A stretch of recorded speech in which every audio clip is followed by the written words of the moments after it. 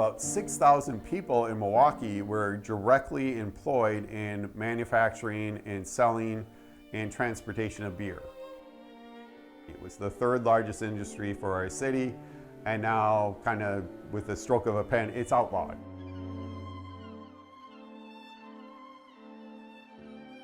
For a lot of the smaller breweries, they didn't have the capacity, they didn't have the means, the resources to continue, and they folded. But the large breweries were able to switch to other products. In 1854, my great-grandfather came to New York and then eventually came to Milwaukee and bought a defunct brewery from the Best brothers. That was a family-founded Pabst Brewery. Everybody knew that there were prohibitionary movements in the United States. From the very beginnings, 1850, they fought prohibition one way or another, or knew it was out there. Miller survived first because they prepared. They saw that prohibition might actually go national, so they prepared. They began producing non-alcoholic beverages in about 1917. This is a bottle cap of Miller root beer. They started experimenting with non-alcoholic beer and also soda. So by the time prohibition was enacted, they were ready. Miller's orange soda.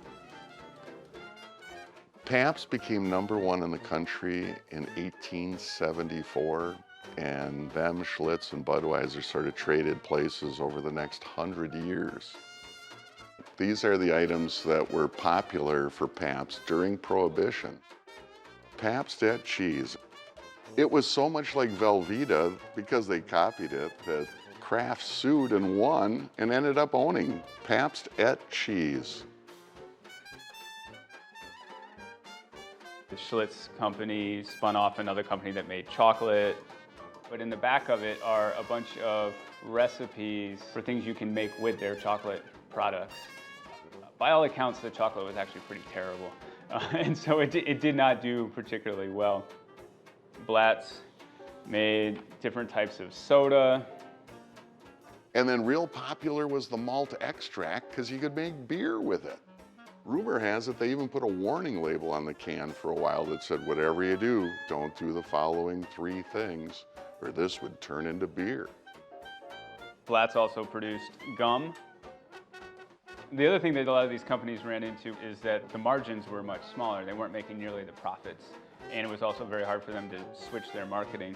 So they barely made their money back. And then the best tonic. If a woman was feeling a little down, this could help pick you up. If you were a little too high up, it could help bring you down. It helped with all kinds of things. They were pretty sure beer would come back. And so they kept the brewery running. They invested very little in it, but it was still functioning in 1933 when Prohibition ended, and they were able to begin producing beer again without much trouble. Miller, as the other big brewers, believed that Prohibition was temporary, that it wasn't going to last forever. And it probably lasted just long enough to scare the heck out of them.